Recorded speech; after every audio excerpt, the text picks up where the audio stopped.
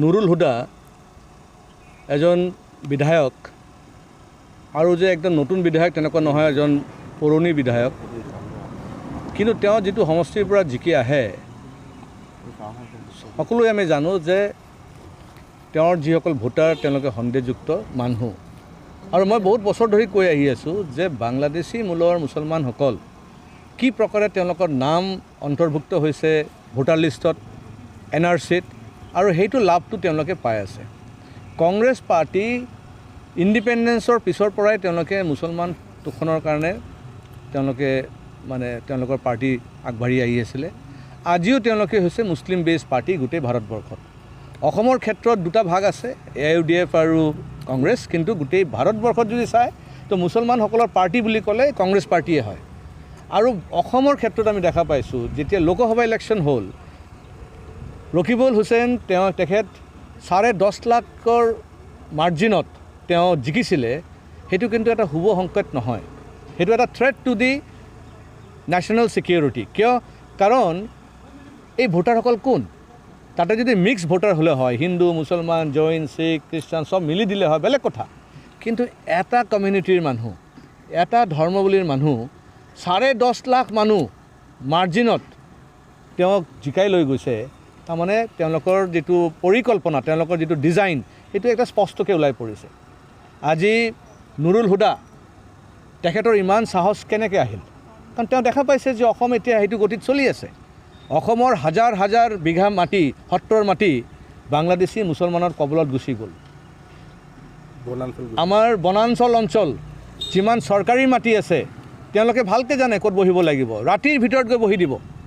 ৰাতিৰ ভিতৰত আপুনি হোজাই অঞ্চলতো যদি চায় যে কিমান নদীৰ কিনাৰত আছে, বনাঞ্চল আছে, আমাৰ চৰকাৰী মাটি আছে, প্ৰত্যেকটা ঠাইত তেওঁলোকে মানুহ গৈ নতুন নতুন টিনপাত লগাই তেওঁলোকে ঘৰ বনাই আছে। আৰু ক'বলগীয়া একো নাই, কোনো কমপ্লেইন নকৰে, কোনো পুলিচ কেছ নহয়। আৰু তেওঁলোকক ধৰিব গ'লে কয় কি আমি নদীৰ ভাঙনিৰ কাৰণে আমি আহিবলগীয়া হ'ল, বা আমি বেলেগত উচ্ছেদ হৈছোঁ, আমি ইয়াত আহিছোঁ, তেনেকৈ ধৰণৰ কথা। কাৰণ নামটো অলৰেডি অন্তৰ্ভুক্ত হৈ গৈছে, কাৰণ ভোটাৰ লিষ্টত নাম পাই যাব তেওঁলোকৰ।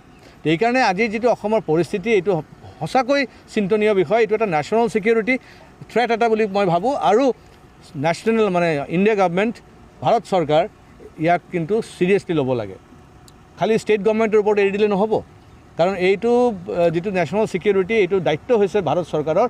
আৰু ভাৰত চৰকাৰ ইমিডিয়েটলি যদি ইণ্টাৰফেয়াৰ নকৰে, আমি অসম কিন্তু আমাৰ ভৌগোলিক চিত্ৰত বিচাৰি পোৱাটো আগন্তুক দিনত টান হ'ব। বহুতে হয়তো মোৰ কথাখিনি শুনি পেলাই হাঁহিব যে অসম কেনেকৈ বৃহত্তৰ বাংলাদেশ হ'ব বা বাংলাদেশত গুচি যাব। ভাৰতবৰ্ষৰ পৰা দেখোন দুটা ৰাষ্ট্ৰ জন্ম লৈছে, মুছলমান দেশ দুটা ৰাষ্ট্ৰত জন্ম লৈছে, ইষ্ট পাকিস্তান, ৱেষ্ট পাকিস্তান। 1947ত যদি দুটা মুছলমান ৰাষ্ট্ৰ জন্ম ল'ব পাৰিছে ভাৰতবৰ্ষৰ পৰা, তো আজি কিয় ভাৰতবৰ্ষৰ পৰা আৰু এটা নতুন বাংলাদেশ হ'ব নোৱাৰে?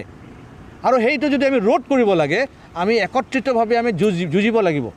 আজি যদি ইমান সাহস হৈ গ'ল নুৰুল হুদাৰ যে আমাৰ এছেম্বলিৰ ডেপুটি স্পীকাৰৰ ওপৰতে তেওঁ হাত উঠাব পাৰে, তেওঁ প্ৰহাৰ কৰিব পাৰে, তেওঁৰ হাতৰ ফ্ৰেকচাৰ কৰিব পাৰে, তেতিয়া আপুনি ভাবি ল'ব পাৰে যে যিসকল মুছলিম অঞ্চল আছে, য'ত মুছলিম মেজৰিটি অঞ্চল আছে, তাত হিন্দুসকলে কেনেকৈ বাস কৰি আছে। আপুনি লোৱাৰ আছাম, আপুনি চৰ চাপৰিত গ'লে আপুনি মেখেলা চাদৰ দেখা নাপায়, আপুনি বুৰ্খা দেখা পাব, আপুনি লুংগি টুপি দেখা পাব। তাতে বিহু নাপাতে, তাতে ঈদৰ সময়তে আপোনাৰ জিলিকি থাকে আপোনাৰ কলা বগা কাগজবিলাক।